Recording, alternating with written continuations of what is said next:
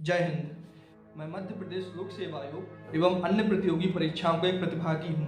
मेरा एक संदेश है जो इस कविता के माध्यम से मैं आप तक पहुँचाना चाहता हूँ।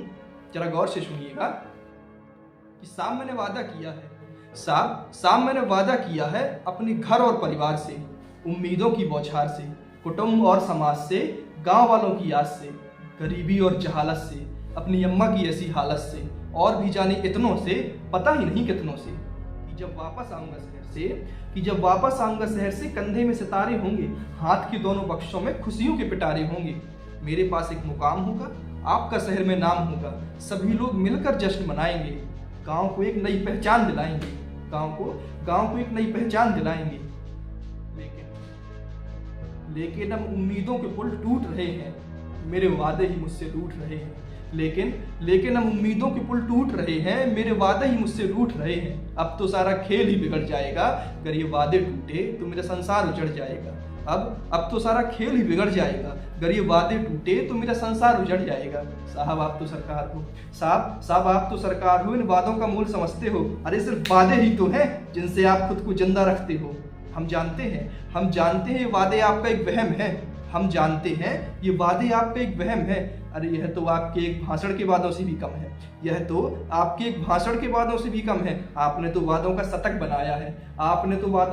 बनाया है, क्या इनमें से एक भी पूरा करके दिखाया है? खैर छोड़िए हम विषय से भटक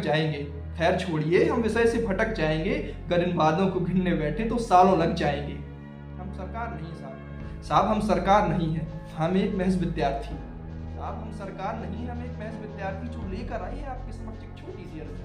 अगर आप इनको मान लें तो हम कुछ करने की ठान लें, अगर आप इनको मान लें तो हम कुछ करने की ठान लें। साहब हम वादे पूरे करने के लिए जी जान लगा देंगे, भूख प्यास दुख कष्ट पीड़ा परेशानी सब भुला देंगे। हमने अवसर मांगा है लेकिन आप तैयार ही नहीं है। अरे हमने चुना है आपको, क्या हमारा इतना भी अधिकार नहीं है? हमें वादे पूरे करने हैं साहब, हम आपकी नादारी समझते हैं। हमें वादे पूरे करने हैं साहब, हम आपकी नादारी समझते हैं। आप हमारी मजबूरी समझिए, हम आपकी लाचारी समझते हैं। अभी हम आपके जितने लाचार थोड़ी हैं, हम अपने वादों से